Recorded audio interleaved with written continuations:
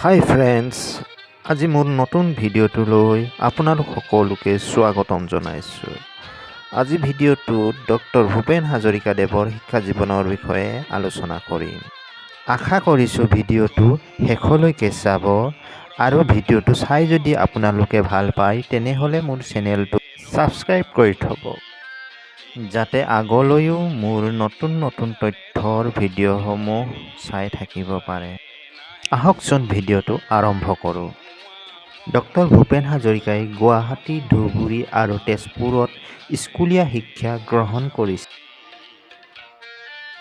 গুৱাহাটী ভৰলুমুখ প্ৰাথমিক বিদ্যালয়ৰ পৰা প্ৰাথমিক শিক্ষা আৰম্ভ কৰাৰ আগতে এছোৱা সময় ভূপেন হাজৰিকাই ঘৰতে পঢ়িছিল।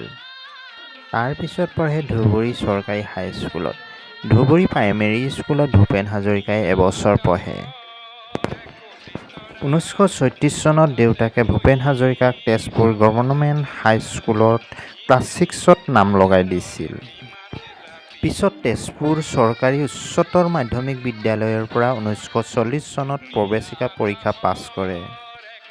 1942 চনত কটন মহাবিদ্যালয়ৰ পৰা কলা বিভাগত ইণ্টাৰমিডিয়েট হয়।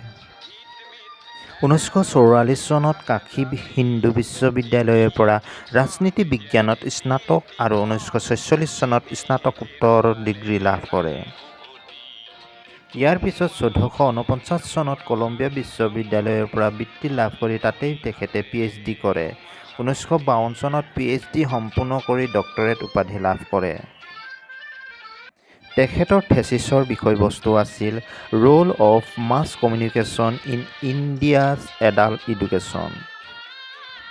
তেখেতে চিকাগো বিশ্ববিদ্যালয়ৰ পৰা শৈক্ষিক প্ৰকল্পত সহায়ৰ কাৰণে চলচ্চিত্ৰৰ ভূমিকা অধ্যয়নৰ বাবে লিছল ফেলোশ্বিপ লাভ কৰিছিল। এইজনা বিৰল প্ৰতিভাৰ মহাপুৰুষৰ কৰ্মৰাজি তথা আদৰ্শৰে আমি আদৰ্শবাদী হোৱা উচিত।